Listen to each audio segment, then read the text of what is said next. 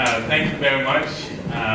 From our own perspective at UBA Capital, we're a Pan-African investment bank affiliated with UBA PLC, the commercial bank, with a footprint in 19 countries across Africa. In our role, we raise money for a lot of developers to do projects. And from my own perspective, having worked in Europe, Middle East, also Asia, before returning to work in Africa, the one key difference I've noticed in Africa is that we have many more individuals trying to develop projects as opposed to institutions. So in Europe, you tend to deal with institutions who are developing projects, whereas in Africa, you'll be dealing with an individual who, in most cases, will have some political connection or the other, and they will want to trade on the political connection and not necessarily have cash to put into the development phase of the project to get it to a bankable phase.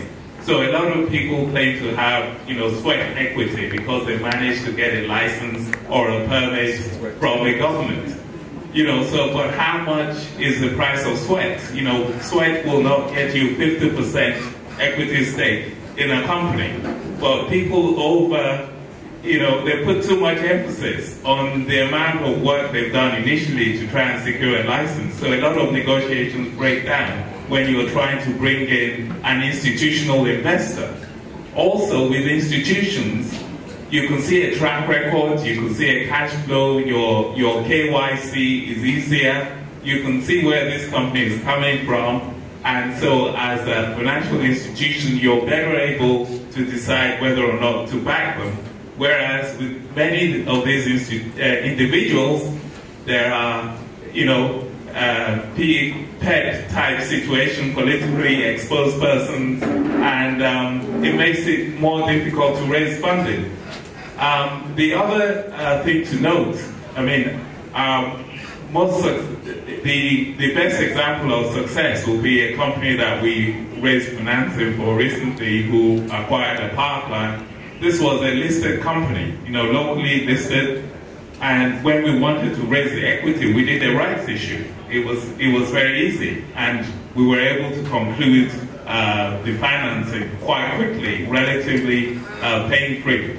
So one thing I would say is that we need more institutions developing projects in Africa.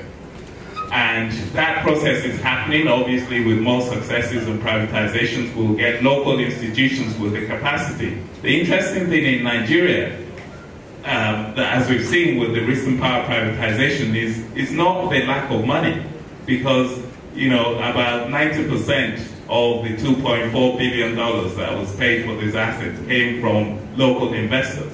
So they collaborated with technical partners who brought their expertise, but not necessarily money. So that's what we need to do, and over time, with those strategic partnerships, we will grow local institutions who will be able to incubate these projects and get them to financial close. The last point I was going to make is about the procurement process. Well, one thing we always say to clients when they come to us is, how did you get this concession? Was it competed? Was there a competitive tender? Because if there wasn't, you're not going to raise the money. So go back and advise the government department to run a competition. And that's something that a lot of people have to be mindful of. People who think they can do sweetheart deals to get a concession, the days of, being able to do that and get away with it, particularly for large projects, those days are over. You have to go through a proper competition and have transparency before you can raise your money. So those are the key issues. And lastly, local banks are now moving away from personality-based lending because somebody is a big guy or whatever, to more credit-based. So you've got to do an assessment, move away from the relationship-based.